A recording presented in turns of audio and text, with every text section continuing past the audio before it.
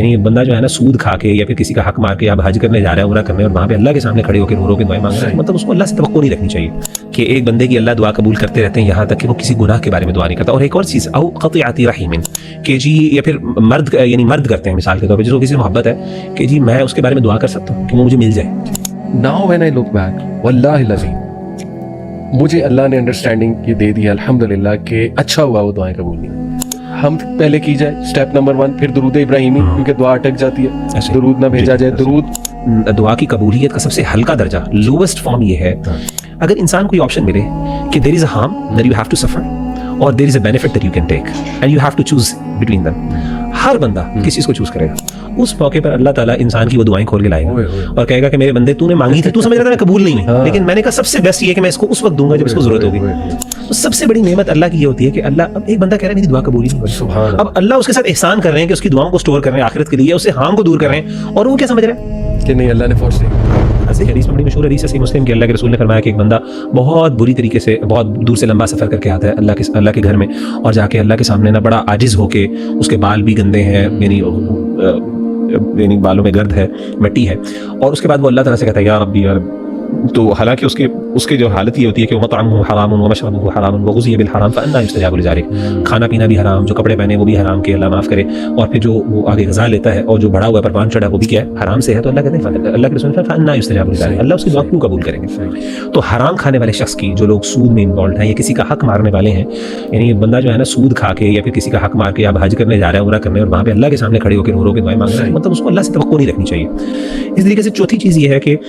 جب بھی آپ دعا مانگیں علی بھائی تو اس میں امپورٹنٹ چیز یہ ہے کہ آپ کسی گناہ کے بارے میں دعا نہ مانگیں, کوئی اللہ کی نافرمانی کے بارے میں دعا نہ مانگیں. کوئی بندہ کوئی غلط چیز کے بارے میں دعا مانگ رہا ہے جس چیز کی اللہ نے اجازت نہیں دی,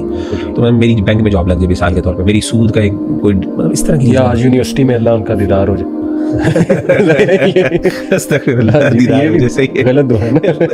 نان محرم کا. تو حدیث میں آتا ہے اللہ کے رسول صلی اللہ علیہ وسلم نے فرمایا کہ یستجاب للعبد ما لم يدعو بإثم,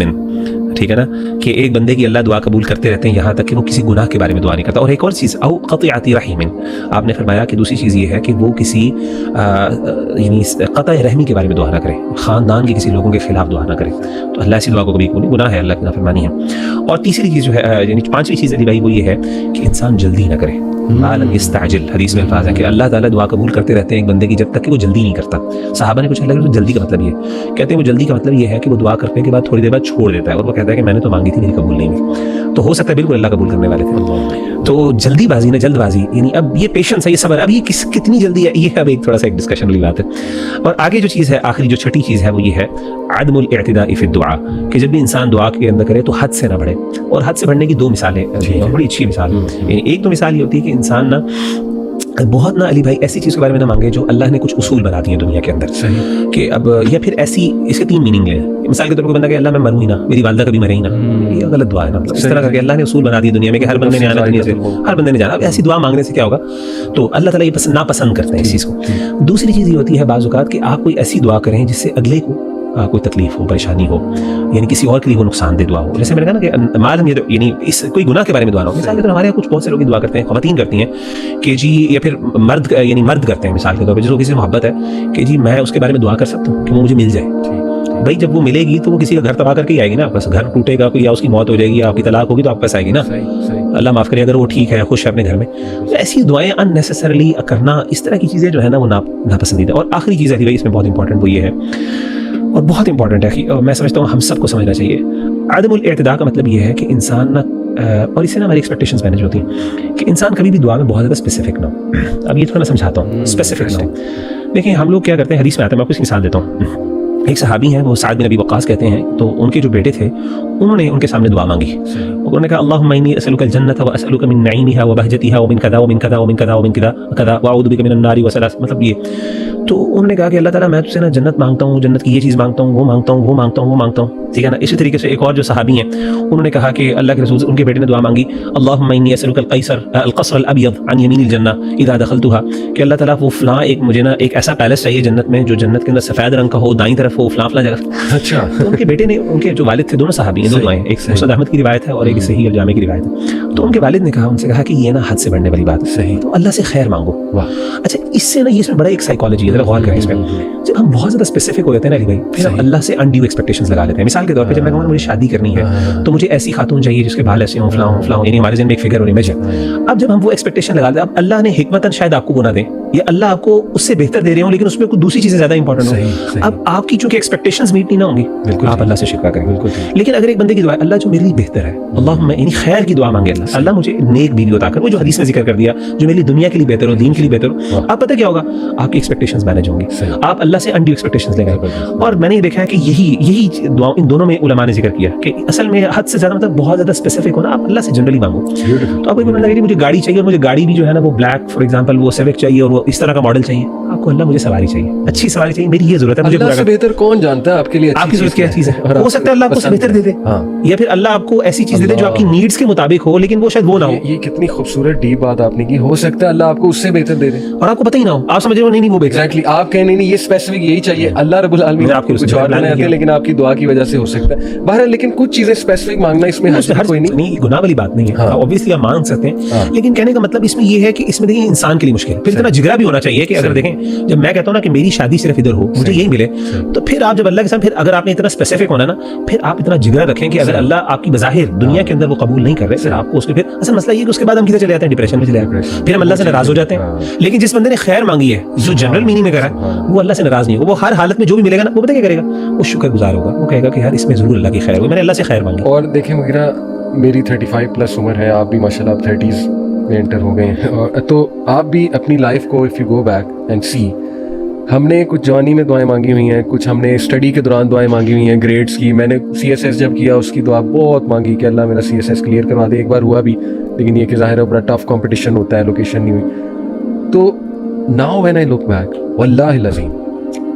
मुझे अल्लाह ने अंडरस्टैंडिंग ये दे दी अल्हम्दुलिल्लाह कि अच्छा हुआ वो दुआएं कबूल नहीं, and where I am right now अल्हम्दुलिल्लाह, ये अल्लाह रब्बुल आलमीन, जैसे डिप्रेशन की दुआ में मुगीरा भाई आता है ना, अदलुन फिया क़ज़ाउक, कि अल्लाह आपके सारे फैसले अदल पे हैं, आपकी जो तकदीर है वो मेरे बारे में जो भी मेरे बारे में वो अदल है।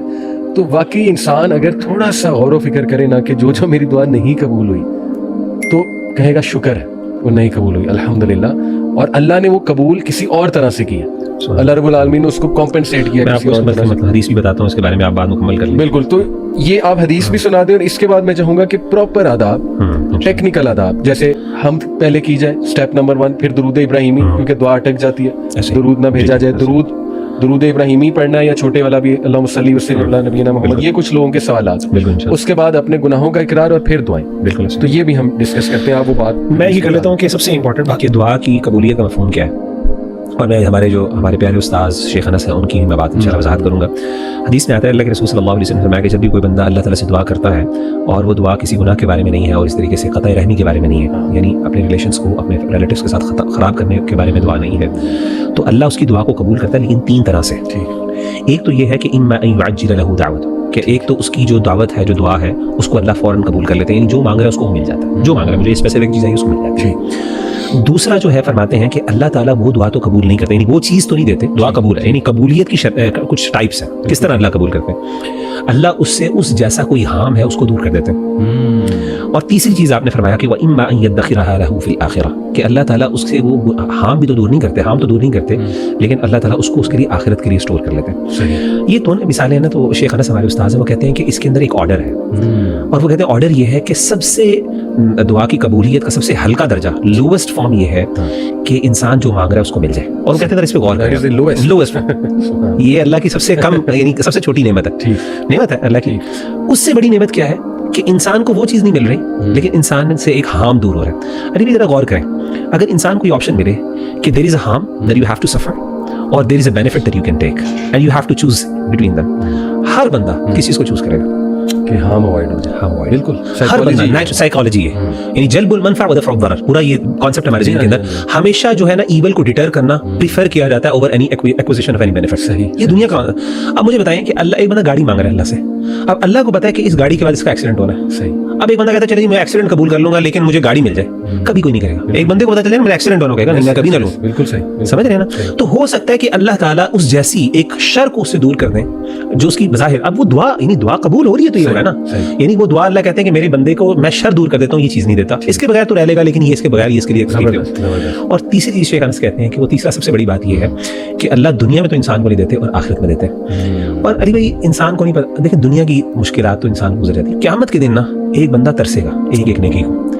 اور اس وقت جو ہے سبحان اللہ, یعنی یہ حالت ہوگی کہ ایک بندہ اپنی اولاد بھی اللہ کے سامنے دینا چاہتا ہے. امیجن کریں ایسے موقع پر جہاں پہ چھوٹی چھوٹی نیکی انسان کی الٹیمیٹ فیٹ کا فیصلہ کر رہی ہوگی, اس موقع پر اللہ تعالیٰ انسان کی وہ دعائیں کھول کے لائے گا اور کہے گا کہ میرے بندے تو نے مانگی تھی, تو سمجھ رہا تھا میں قبول نہیں ہوئی, لیکن میں نے کہا سب سے بیسٹ یہ ہے کہ میں اس کو اس وقت دوں گا جب اس کو ضرورت ہوگی. میں نے اس کی بڑی مزے کی مثال, وہ ہم جاتے تھے, اس کی بڑی ایک ریلیٹیبل مثال میں آپ کو دیتا ہوں. آپ کو پتا ہے کہ ہم میں سے ہر بندہ, پچھلے دنوں عید گزری ہے الحمدللہ, عید پہ نا عیدیاں ملتی تھی, تو ہم میں سے ہر بندے کو نا اپنی والدہ سے بچپن میں ایک شکایت ہوتی تھی کہ جو ہے نا مائیں جو ہے نا وہ عیدیاں لے لیتی ہیں ہم سے. صحیح, ہر بندے کو یہ شکوہ ہوتا ہے, تو مجھے بھی شکوہ تھا کہ مجھے, اور میں نے حساب رکھا ہوتا تھا کہ مجھے اتنی عیدی کہاں سے ملی ہے, تو امی نے لے لی. اچھا اماں کو نا, اماں کیوں وہ مائیں کیوں لیتی تھی عیدی, اور یہ ہمارے ساتھ ہوتا تھا, پتہ نہیں مائیں کیا کرتی ہے, ہر بندے کی ماں کو مطلب فرق, انداز فرق ہوتا ہے. اچھا میری امی کیا کرتی تھی, میری امی کیا کرتی تھی, وہ عیدیاں لے کے نا کچھ پیسے دے دیتی تھی, وہ تھوڑے سے پیسے, چلو تم یہ لے لو, کچھ کھانا پینا, اور ہم نے کیا کرنا, چاکلیٹ کھا لی, کوئی اس طرح چپس چپس کھا لیے, پیسے ضائع کر دیے. ہوتا یہ تھا کہ جب ہم کسی جگہ پہ ٹریول کر رہے ہوتے تھے تو مجھے کوئی کھلونا نظر, مجھے گنز کا شوق ہوتا تھا بہت زیادہ, تو مجھے کوئی نا گن نظر آتی, وہ ٹوائے گن وغیرہ, اب میں بڑی حسرت سے دیکھ رہا ہوتا اپنے چاہیے, تو اماں کیا کرتی تھی, مجھے میری عیدی ہوتی تھی نا, میں نے حساب رکھا ہوتا, کہتی ہیں یہ تو میرے عیدی کے پیسے ہیں نا, اس سے میں گن لے کے دے. اس وقت مجھے اتنی خوشی ہو رہی تھی, میں کہتا یار شکر ہے سیو کر لی میری اماں نے, لے لی مجھ سے. اب انسان تو یہ ہے نا, انسان تو یہی ہوتا ہے, آپ پتہ ہے ہمارے والدین کیا کرتے ہیں, ہمارے پیسے انویسٹ کر دیتے ہیں. ہماری نئی نئی جابس ہوتی ہیں, ہمارا شوق ہوتا ہے گیجٹس لیں, یہ کریں, وہ پیرنٹس کیا کہتے ہیں, بیٹا ہوستا, اب بندہ کہتا ہے جی ہم نے کیا کرنا ہے, لیکن بعد میں انسان کو احساس ہوتا ہے جب اس کی ضرورت ہوتی ہے. قیامت کے دن جب انسان کو سب سے زیادہ ضرورت ہوگی نا, اس وقت اس کی نعمت کا احساس ہوگا کہ اللہ نے کتنی, سب سے بڑی نعمت اللہ کی یہ ہوتی ہے کہ اللہ, اب ایک بندہ کہہ رہا ہے میری دعا قبول نہیں ہوئی, اب اللہ اس کے ساتھ احسان کر رہے ہیں کہ اس کی دعاؤں کو اسٹور کر رہے ہیں آخرت کے لیے, اس سے ہام کو دور کر رہے ہیں, اور وہ کیا سمجھ رہے ہیں کہ نہیں اللہ نے فورسیک کر. اب دیکھیں, لیکن یہ بھی ہے کہ انسان کو کبھی وہ چیز مل بھی جاتی ہے, تو دیکھیں جب بھی اگر آپ کنڈیشنز کو اور آداب کو پورا کر رہے ہیں نا, اگر اس کے باوجود آپ کی دعا قبول نہیں, یعنی آپ کو لگ رہا نہیں مل رہی, آپ خوش ہوں کہ اللہ has chosen something better for you, بڑے درجے پہ کوئی اللہ نے سیو کر لیا میرے لیے. جو کچھ سنا گیا اللہ پاک اس پر عمل کرنے والا اور آگے لوگوں تک پہنچانے والا بنائے. مزید اصلاحی بیانات کے لیے ہمارا یوٹیوب چینل MA ریمائنڈر کو سبسکرائب کریں. جزاک اللہ خیر.